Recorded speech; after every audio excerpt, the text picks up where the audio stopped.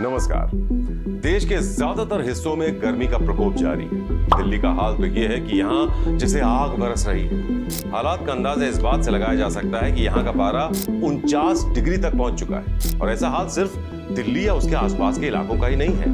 IMD यानी कि India meteorological department के मुताबिक देश के 17-18 हिस्सों में रिकॉर्ड तोड़ गर्मी दर्ज की गई।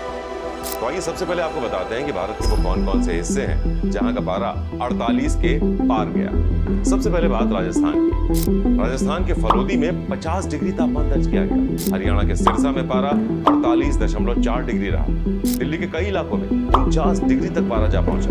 पंजाब के बठिंडा में 48.4 डिग्री, उत्तर प्रदेश के झांसी में 48.1 डिग्री और मध्य प्रदेश के निवाड़ी में 48.7 डिग्री तक टेम्परेचर पहुंच चुका। और यह हाल सिर्फ मैदानी इलाकों का ही नहीं है, पहाड़ों में भी गर्मी का सितम देखने को मिल रहा है। अब हिमाचल, नाम सुनते ही लगता है यहाँ का वातावरण ठंडा ठंडा होगा, 24 घंटे ठंडी हवाएं बहती होंगी। लेकिन इस बार ऐसा नहीं है।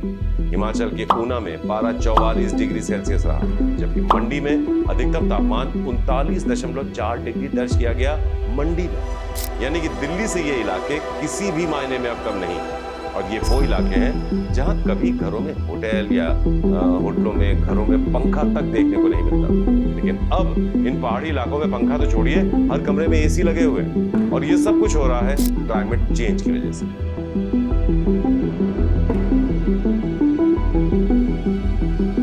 साल 2023 में एक आर्टिकल आया था जिसमें साल 2023 को जून से अगस्त को हॉटेस्ट समर एवर का दर्जा दिया गया। ऐसा ही एक आर्टिकल नासा की तरफ से भी रिलीज किया गया जिसमें यह बताया गया, the summer of 2023 was earth's hottest since global records began in 1880। सिर्फ नासा ही नहीं, CNN ने भी ऐसा ही कुछ आर्टिकल पब्लिश कर लोगों को आगाह किया था। तो ये तो थी 2023 की बात। लेकिन जब 2024 आया तो और आर्टिकल्स ने भी आपका ध्यान अपनी तरफ खींचा, which says in 2024 the world experienced the warmest January on record।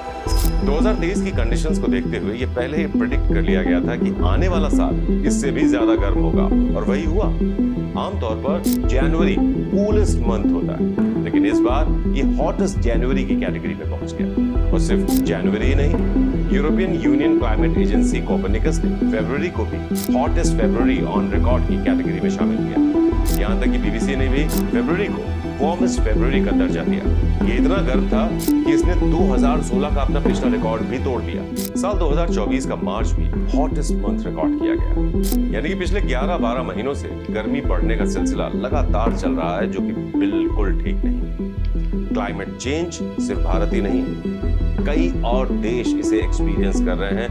पूरी दुनिया में इससे हाहाकार मचा हुआ है। Other Asian countries like Singapore, Indonesia, Vietnam जैसे देशों में भी रिकॉर्ड तोड़ गर्मी दर्ज की गई। जुलाई 2022 में Britain recorded it's hottest ever day, जब यहाँ पर टेम्परेचर पहली बार 40 डिग्री पहुंचा। वहीं दूसरी तरफ ऑस्ट्रेलिया की 2020 में मोस्ट सीरियस बुश फायर के बारे में तो आपने सुना ही, जो इतनी फेटल थी कि उसे ब्लैक समर का नाम दिया गया, जिसकी वजह से 11,000 हेक्टेयर जमीन बर्बाद हो गई और ये आग 16 घरों को खा गई। और ये आग सिर्फ और सिर्फ गर्मी की वजह से लगी। यही नहीं, इस बार तो हद बात तब हुई जब जनवरी में गुलमर्ग जैसी जगह, जहां पर टूरिस्ट सिर्फ इसलिए पहुंचते थे ताकि उनको बर्फ देखने को मिले, लेकिन इस साल जनवरी में गुलमर्ग सूना ही रह गया। उत्तराखंड की आग जो इतने दिनों तक फैली रही, वो भी कहीं ना कहीं इस गर्मी की वजह से ही इतने दिनों तक बुझाई नहीं जा सकी। तो आपको क्या लगता है, कौन है इसके लिए जिम्मेदार? बाकी नेचुरल कंडीशंस को तो अगर हम हटा भी दें तो इस भीषण गर्मी के लिए सिर्फ और सिर्फ हम और आप जैसे लोग ही जिम्मेदार हैं। हीट इंडेक्स को कम करने की बजाय हम उसे लगातार बढ़ा रहे हैं। तो अब सबसे पहले समझिए कि ये हीट इंडेक्स है क्या। तो एक होता है टेम्परेचर और दूसरा होता है ह्यूमिडिटी। ह्यूमिडिटी जितनी ज्यादा होगी, पसीना उतनी देर से सूखेगा। और गर्मी को ठीक तरीके से नापने के लिए टेम्परेचर और ह्यूमिडिटी दोनों को कंसीडर करना होगा। जब दोनों को एक साथ नापकर गर्मी का लेवल निकाला जाता है, तब इसको कहते हैं हीट इंडेक्स। हीट इंडेक्स बताता है कि आखिर बाहर कितनी गर्मी है और बॉडी को कितनी हीट फील हो रही है। तो हीट इंडेक्स अगर रेड है तो इसका मतलब है एक्सट्रीम डेंजरस सिचुएशन, यानी कि अगर आप बाहर निकले हीट स्ट्रोक होने का खतरा हो सकता है। क्या इतनी गर्मी में जी पाना आसान है? क्या इस गर्मी से बचाव का कोई तरीका नहीं? और क्या हीट इंडेक्स को कम किया जा सकता है? जवाब है हाँ। बढ़ती गर्मी को काफी हद तक कंट्रोल किया जा सकता है। जरूरत है तो सिर्फ थोड़े से बदलाव करने की। तो सबसे पहले तो हमें एसी का इस्तेमाल कम करना पड़ेगा। पर अब ये सवाल फिर से आएगा कि अगर एसी बंद हो जाएगा तो इतनी गर्मी में जिएंगे कैसे? ये बात भी गौर करने वाली है कि घरों में लगे हुए एसी और एसी प्लांट्स की वजह से हीट इंडेक्स बढ़ रहा है। अब देखिए, हम घरों में और ऑफिस में एसी चलाते हैं, ऐसे में हमारे घर तो ठंडे हो जाते हैं, लेकिन दूसरी तरफ एसी घर की गर्म हवा को बाहर फेंकता है। ऐसा सिर्फ एक जगह नहीं हो रहा है, दुनिया में मौजूद हर जगह का वही हाल है। अब ऐसे में सोचिए, जितना एसी चलेगा उतनी गर्म हवा बाहर निकलेगी, और ये सब हवा आखिर जाती कहाँ है?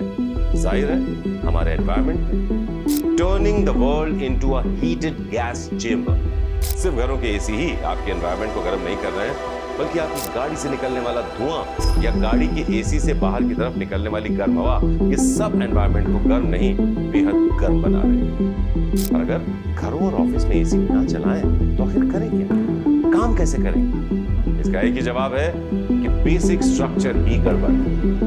हम अक्सर बड़ी बड़ी बिल्डिंगें खड़ी करने के लिए पेड़ों को काट कर ऊंची ऊंची इमारतें खड़ी कर देते हैं, और इन इमारतों को खूबसूरत बनाने के लिए उनमें कंक्रीट की दीवारें नहीं, कांच की दीवारें बना देते हैं। बताओ, ये कांच की दीवारें लगती तो खूबसूरत हैं और साथ ही डे लाइट बिल्डिंग में आने का एक अच्छा सोर्स भी होती है, लेकिन इन शीशों से आने वाली सूरज की डायरेक्ट किरणें आपके पूरे ऑफिस को गर्म कर देती है, जिसकी वजह से सेंट्रलाइज्ड एसी चलाने के अलावा कोई ऑप्शन ही नहीं बचता। अब सोचिए, इतनी बड़ी बिल्डिंग को ठंडा रखने के लिए बड़े बड़े एसी प्लांट्स लगते हैं, तो ये भी सोचिए, एक बिल्डिंग को ठंडा रखने के लिए कितनी गर्म हवा बाहर निकलकर एनवायरनमेंट को गर्म करती है। एक रिसर्च में यह पाया गया कि अपने घरों और ऑफिसेज को ठंडा रखने के चक्कर में दुनिया की 10% पावर सिर्फ इसी चीज पर खर्च हो रही है। 10% ऊर्जा सिर्फ ठंडा रखने के चक्कर में खर्च हो रही है, जिसकी वजह से एनवायरनमेंट पर काफी असर पड़ रहा है। अब अगर ऐसे ही चलता रहा तो 2050 तक इसकी खपत 3 गुना तक ज्यादा बढ़ जाएगी। सिर्फ यही नहीं, अर्बन एरियाज में सड़कों का जाल बिछा हुआ है, हाईवेज बने हुए हैं जिसमें एस्फाल्ट बिछा हुआ है। वो जगह बाकी जगहों से ज्यादा गर्म रहती है, इसलिए ऐसी जगहों को अर्बन हीट आइलैंड कहा जाता है। ये नाम इसलिए दिया गया है क्योंकि यहाँ पर वो सभी चीजें मिलेंगी जो हीट को एब्जॉर्ब करती है। साथ ही इतनी सारी कंक्रीट की बिल्डिंग्स के चलते यहाँ ना तो प्रॉपर हवा आती है, ना ही वेंटिलेशन होता है। दिन भर ये हीट एब्जॉर्ब होती रहती है। यही वजह है कि शाम होते होते ये पूरी हीट जब बाहर निकलती है तो ऐसा लगता है कि आप किसी भट्टी में बैठे हो। अब इस बात का अंदाजा आप यूं लगाएं कि जहां बिल्डिंग्स कम हो, वहां हमेशा पेड़ों से घिरी रहने वाली जगहें या ग्रीनरी ज्यादा हो, वहां का टेम्परेचर हमेशा कंक्रीट जंगल से 4 से 6 डिग्री तक कम होता है। और वो फर्क आप खुद महसूस कर सकते हैं, क्योंकि कंक्रीट जंगल दिन भर हीट एब्जॉर्ब करते हैं और उसके बाद शाम से उसे रेडिएट करते हैं। अब इमारतों को खूबसूरत बनाने के चक्कर में हम एनवायरनमेंट का ध्यान रखना भूल जाते हैं। एसी का इस्तेमाल कम हो, इसके लिए इमारतें ऐसी जगह होनी चाहिए जिसमें नेचुरल वेंटिलेशन हो, ताकि हवा आर पार हो सके। जैसे कतर में कई इमारतें ऐसी हैं जहां विंड टावर बने हुए। ईरान और कई मिडिल ईस्ट कंट्रीज में ये टेक्निक सदियों से चली आ रही है। ये विंड टावर ऐसे डिजाइन किए जाते हैं जिनसे ताजी हवा बिल्डिंग के अंदर आती है और गर्म हवा बाहर निकल जाती है। इससे आपका घर या ऑफिस हमेशा ठंडा रहता है। दूसरा पॉइंट, घर को और घर की छतों को सफेद रंग से पेंट किया जाए, क्योंकि सफेद रंग कम हीट एब्जॉर्ब करता है। इससे घर के अंदर का तापमान हमेशा 3 से 4 डिग्री कम रहेगा। क्रॉस वेंटिलेशन के लिए घर को सोच समझ कर बनवाएं। घरों में प्रॉपर खिड़की और रोशनदान हो ताकि गर्म हवा बाहर निकल सके। घर के ऊपर छज्जा बनाने से भी डायरेक्ट सनलाइट आपके घरों पर नहीं पड़ती। घर के आसपास या घर की छत को ग्रीन जोन में कन्वर्ट कर दें। ऑटोमेटिकली यहाँ का टेम्परेचर 3 से 5 डिग्री कम हो जाएगा। अब एनवायरनमेंट को बचाना है तो हमें ऐसी तकनीक का इस्तेमाल करना होगा जिससे घर और ऑफिस भी ठंडा रहे और एनवायरनमेंट को भी ज्यादा नुकसान ना पहुंचे। और ये तरीका है रेडिएंट कूलिंग का। जी हाँ, रेडिएंट कूलिंग। ये वो तकनीक है जिसमें आप एसी का खर्चा भी बचाएंगे और आसपास के एनवायरनमेंट को भी बचा सकेंगे। अब ये जानिए कि बिना एसी के ये रेडिएंट कूलिंग आखिर काम कैसे करती है। दरअसल इमारत बनाते समय दीवारों के अंदर पानी के पतले पतले पाइप्स लगाए जाते हैं। दीवारों में पानी जब गुजरता है ऑटोमेटिकली घर ठंडे रहते हैं। हालांकि ये नई टेक्नोलॉजी आपको नई जरूर लगती होगी, लेकिन ये आइडिया काफी पुराना है।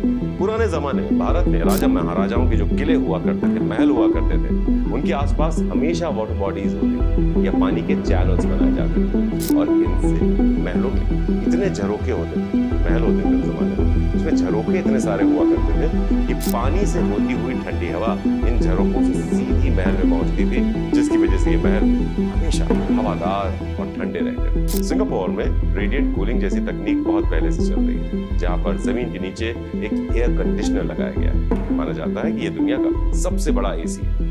इसमें जमीन के नीचे पानी को ठंडा किया जाता है और पाइप के जरिए इसे बड़े बड़े होटल्स, बिल्डिंग्स, मॉल्स, लाइब्रेरीज में पहुंचाया जाता है।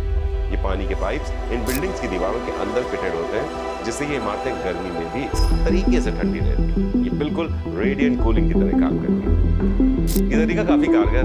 इससे ना तो एनवायरनमेंट को नुकसान पहुंचता है और ना ही पैसे का। ये टेक्नोलॉजी आपकी एसी की खपत को कम करेगी, आपका इलेक्ट्रिसिटी बिल भी कम कर देगी।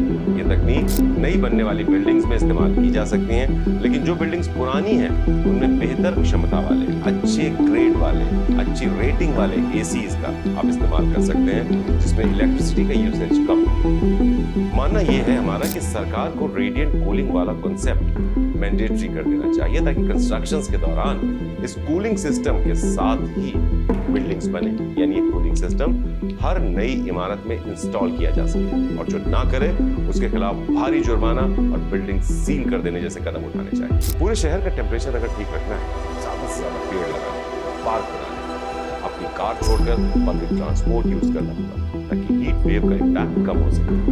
एनवायरनमेंट ठीक रहेगा तो लोग ज्यादा से ज्यादा पैदल चलेंगे, गाड़ियों का इस्तेमाल कम करेंगे, और ग्रीन जोन इतना हो कि शहर में लोग धूप में बाहर निकलने से घबराएं नहीं। तो अब तो डेवलप्ड कंट्रीज की सरकारें इस बात पर ज्यादा जोर दे रही हैं कि शहर को कैसे ग्रीन बनाया जाए, कैसे लोगों को घरों से बाहर निकालकर साइकिलिंग जैसी चीजों को प्रमोट किया जाए। जी हाँ, जब लोग घरों से निकले आवागमन के लिए साइकिलिंग का यूज करें, साइकिल्स इस्तेमाल करें। इसी को देखते हुए दिल्ली में तो ई साइकिलिंग स्टेशन भी बनाए गए हैं, लेकिन इनका इस्तेमाल कम हो रहा है। वो इसलिए क्योंकि इतनी तपती गर्मी में लोग साइकिलिंग करेंगे कैसे। एनवायरनमेंट को देखते हुए कई कंट्रीज अब ग्रीन जोन पर काम कर रही हैं। Being green reflects how much a country cares about preserving and restoring the natural environment and its resources as well as the health of its citizens. जिनमें से डेनमार्क सबसे ग्रीन कंट्री के रूप में सामने आया। शायद इसीलिए वर्ल्ड हैप्पीनेस रिपोर्ट के मुताबिक ये दूसरे नंबर पर आता है। डेनमार्क के लोग सबसे ज्यादा खुश बताए जाते हैं, दूसरे नंबर पे से इंडेक्स में आते हैं। अब जाहिर है एनवायरनमेंट अच्छा रहेगा तो आपका मूड भी अच्छा रहेगा। चिपचिपी गर्मी में एक तो पसीना परेशान करता है, ऊपर से गर्म हवाएं जला देती है। अब ऐसे में लोग चिड़चिड़े नहीं होंगे तो आखिर क्या होगी। अपने आसपास की जगहों और अपने शहर को रहने लायक बनाने की जिम्मेदारी जितनी सरकार की है उतनी ही हमारी भी। हमारा एनवायरनमेंट स्वस्थ रहेगा तो हम भी स्वस्थ रहेंगे, नहीं तो हर साल इससे भी बुरी हीट वेव से हम जूझते रहेंगे। सोचिए। श्रेष्ठ भारत पर खबरों से जुड़े रहने के लिए चैनल को सब्सक्राइब और लाइक करें, बेल आइकन दबाएं और देखते रहें श्रेष्ठ भारत।